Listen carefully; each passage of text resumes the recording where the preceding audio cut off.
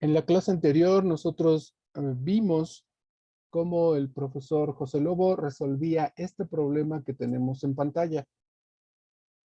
Se trata de calcular la concentración de cloruros que hay en agua utilizando una muestra de 100 mililitros, a los cuales se les pusieron cromato de potasio como indicador y se tituló con nitrato de plata. Nos están dando un valor nominal de la normalidad de nitrato de plata de 0.1 y después nos dan un factor de normalización de 0.9. Y entonces aquí lo que vamos a explicar es de dónde sale ese 0.9.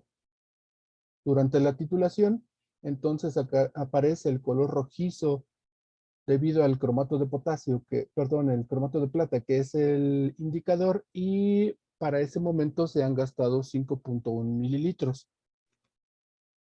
Vamos entonces a ir anotando cuáles son nuestros datos,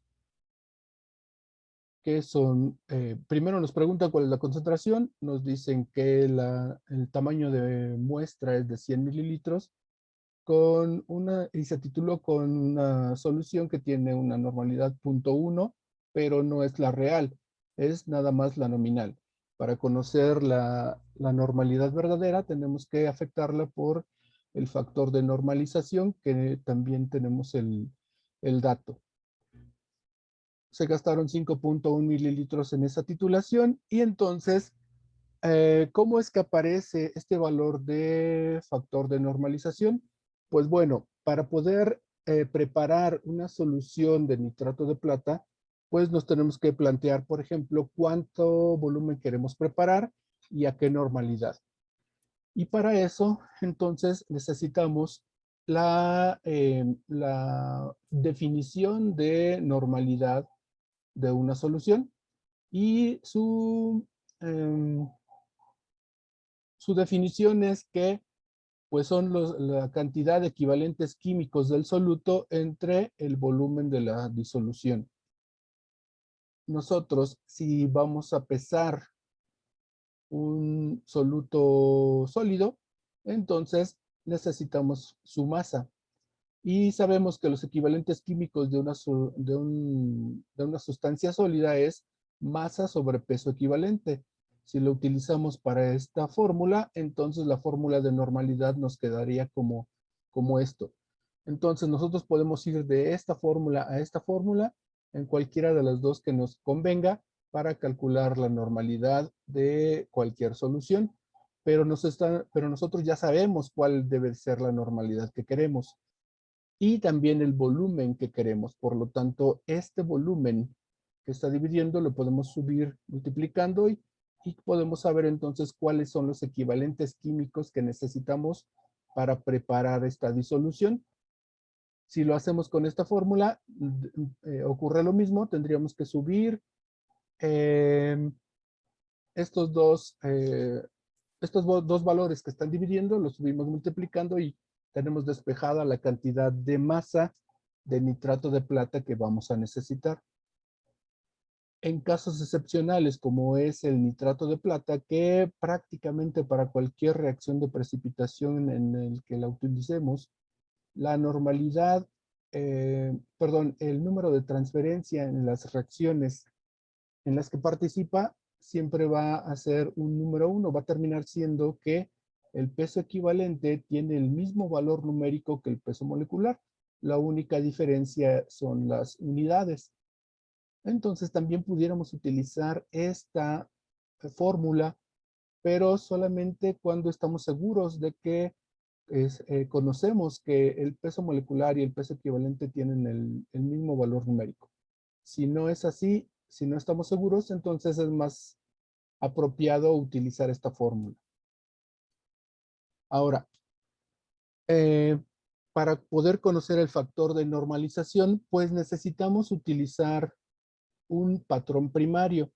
El patrón primario que pudiéramos utilizar puede ser el cloruro de sodio, que es uno de los más comunes, junto con el cloruro de potasio, para normalizar o para conocer el valor verdadero de una disolución normalizada de nitrato de plata. Entonces, en esta reacción, nosotros tenemos que el nitrato de plata es el titulante, el cloruro de sodio es patrón primario, el cloruro de plata es un producto que termina siendo precipitado porque su baja solubilidad en el medio donde está ocurriendo la reacción le impide disolverse. Y finalmente tenemos al nitrato de sodio, que es un subproducto. Al ser un subproducto, prácticamente no lo tomamos en cuenta, nos interesan los otros tres. Para poder hacer cálculos con esta fórmula, pues necesitamos que la reacción esté balanceada. Si la reacción está balanceada, como es este caso, entonces pudiéramos decir lo que hemos aprendido en este segundo departamental, que los equivalentes químicos del titulante reaccionan con una cantidad igual de equivalentes químicos de patrón primario y forman una cantidad igual de equivalentes químicos de cloruro de plata o precipitado. Y también pueden generar cantidades iguales de equivalentes químicos de todos los subproductos que haya.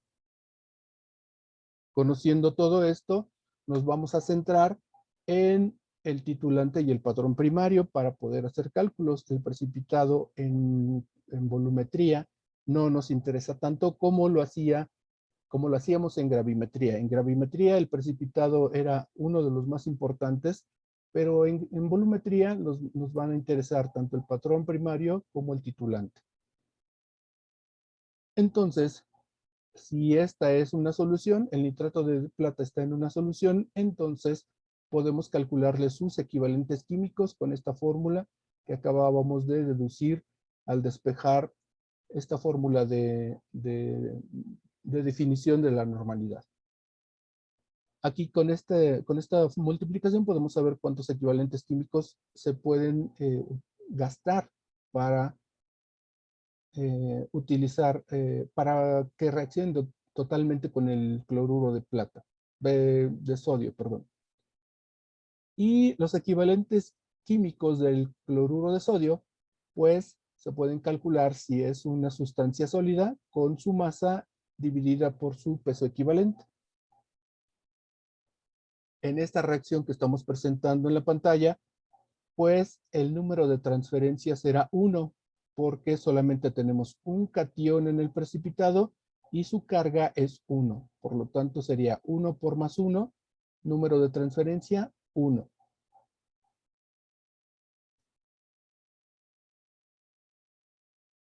Con esta, si nosotros despejamos la normalidad del nitrato de plata, vamos a tener que podemos calcular con esta fórmula la normalidad precisamente de esa solución de nitrato de plata.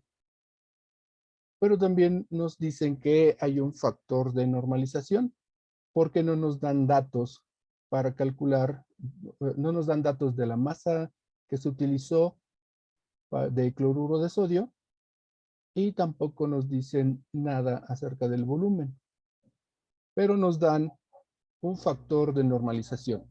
Y entonces el factor de normalización es una corrección que hacemos entre la normalidad nominal que con la que supuestamente preparamos nuestra solución contra la normalidad verdadera de la solución que preparamos. Es decir, esta normalidad sería la normalidad que nosotros supuestamente decidimos con la que íbamos a preparar nuestra solución, pero esta normalidad es la que realmente, después de una valoración, estamos determinando como la correcta. Cuando nos dan en un enunciado un factor de normalización, pues simplemente nos están evitando escribir toda esta descripción que acabamos de decir. Todo lo que acabo de platicar acerca de cómo se realizó la normalización de esa de esa solución titulante de nitrato de plata se explica rápidamente con un factor de normalización. Es decir, todo el procedimiento que se realizó culmina en este valor de factor de normalización. Si nosotros utilizamos, nosotros tenemos dos tipos de normalidades, la verdadera que está representada en color rojo y la nominal que está en color negro. Si yo pongo si yo quiero saber el valor del factor de normalidad, pues esta normalidad nominal la puedo bajar dividiendo y entonces sustituyendo los valores que tenemos. Esta es la forma que yo tengo para calcular la normalidad verdadera y la ponemos aquí. Y abajo ponemos la normalidad nominal, que es la que nosotros decimos que es con la que supuestamente preparamos la solución. Si arreglamos estos valores, nosotros podemos poner de esta manera los datos que nosotros podemos tener para para el factor de normalización. Aquí podemos tener los equivalentes necesarios para titular la solución y acá tenemos los equivalentes que supuestamente tendría nuestra solución titulante. La diferencia entre estos dos nos da este factor de normalización que para este problema resulta ser 0.9.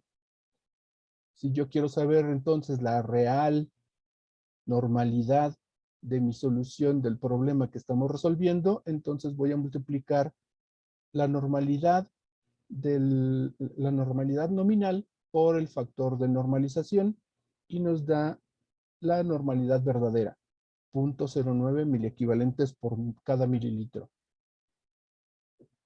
Ahora sí, conociendo estos datos, vamos a, a recordar cómo es que funciona el método de Moore para la titulación de halogenuros.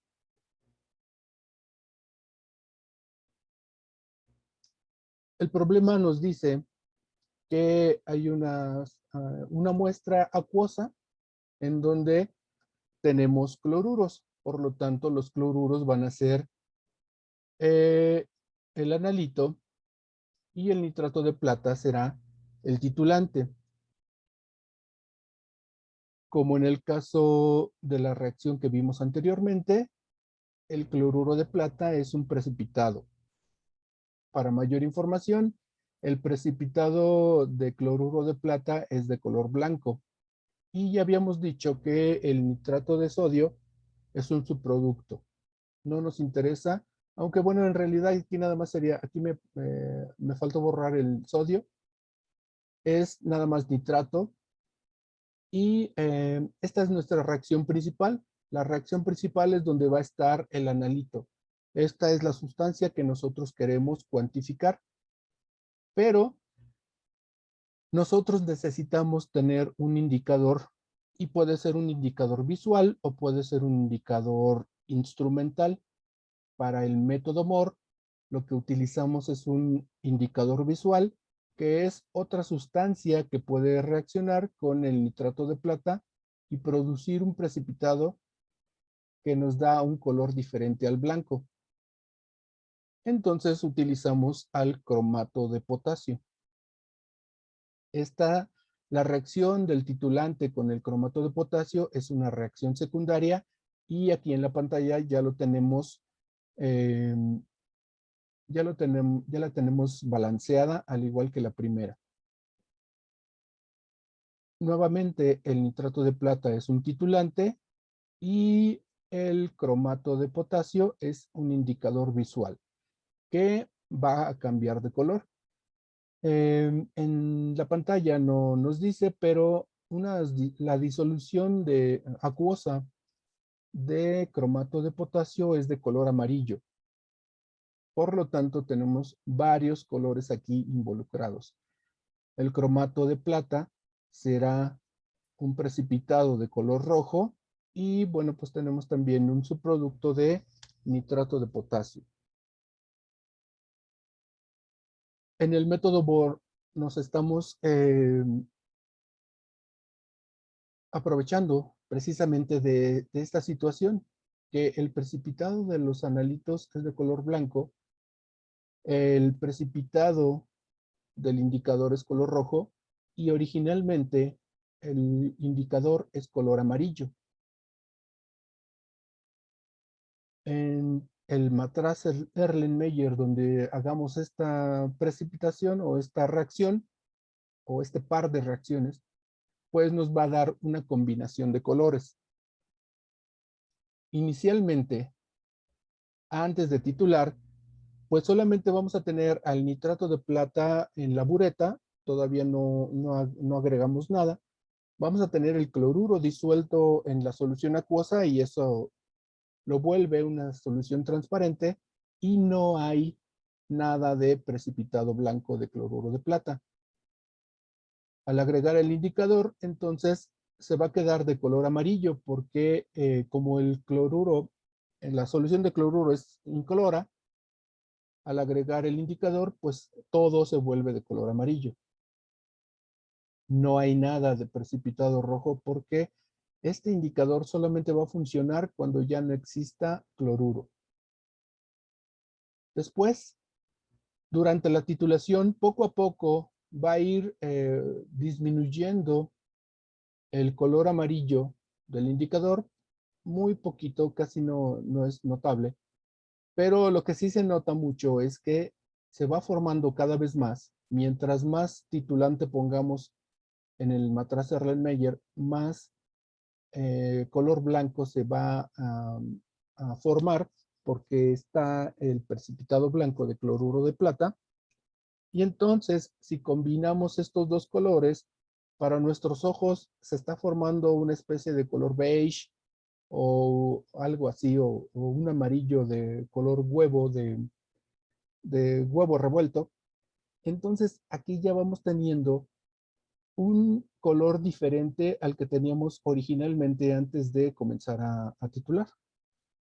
Finalmente, nosotros nos vamos a dar cuenta en qué momento ya terminó de reaccionar el analito con el titulante porque entra en acción el indicador visual. El indicador solamente va a funcionar cuando ya no haya analito. Y entonces se hace la combinación de tres colores. Tenemos el amarillo del indicador, que todavía hay. Tenemos el blanco, que es del precipitado de cloruro de plata. Y finalmente el rojo, que se está formando de cromato de plata. La combinación de estos tres colores lo llamamos rosa salmón. Es un rosa que para mayor información o para que nosotros lo podamos ubicar más en laboratorio, muchas veces lo llamamos el color del Boing de guayaba. Entonces, este color rosa salmón es el que me va a indicar, cuando aparezca ese color rosa, me va a indicar que ya en realidad el color rojo que se forma muy poquito. No necesitamos que se ponga súper roja nuestra masa reaccionante, sino que con un poquito de color rojo, entonces la combinación de todo esto nos va a dar color rosa. Y todo esto es la explicación para la solución de este problema. Volviendo a poner el enunciado de este problema, entonces podemos regresar a decir que ahora sí, con la normalidad ya real del nitrato de plata, yo puedo calcular cuánta masa hay de cloruros al despejarlos de esta ecuación. Dijimos que este lado de la ecuación serían los equivalentes de titulante y de este lado son los equivalentes de analito.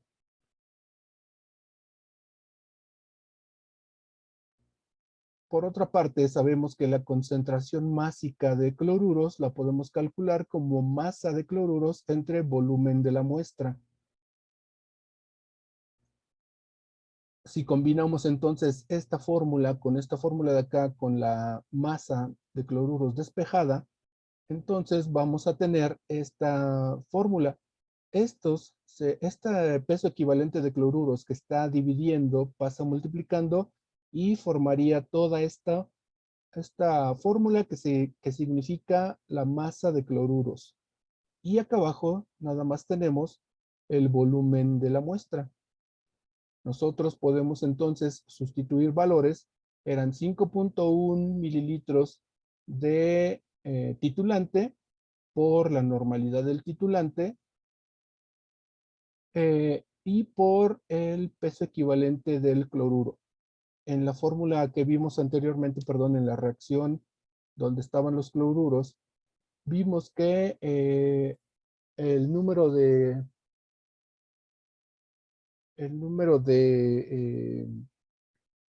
de transferencia para esa reacción era 1. Por lo tanto, es peso molecular entre 1. Entonces, aquí tenemos el peso equivalente de los cloruros. Y por último, el volumen de la muestra, 100 mililitros. Ahora, este 1 debería ir acá arriba, pero me lo cambió. Y solamente como me piden la concentración en miligramos por litro, entonces este volumen de muestra lo podemos transformar de mililitros a litros. Entonces aquí está equivocada la fórmula. Estos mililitros deberían de ir acá abajo y este 1 debería ir acá arriba. Entonces, ahora haciendo el análisis dimensional, estos mililitros con estos mililitros se cancelan y me quedan litros dividiendo. Estos mililitros con estos mililitros también se cancelan y me quedan miliequivalentes. Y estos miliequivalentes que están aquí dividiendo se cancelan con estos de acá para dejarme únicamente como miligramos las unidades que están en el numerador. Y como hay litros en el denominador, entonces tenemos miligramos por litro como unidades de esta operación. Finalmente, la concentración de cloruros en la muestra que se acaba de analizar es de 162.72 miligramos por litro. Aquí también le faltó un símbolo de división.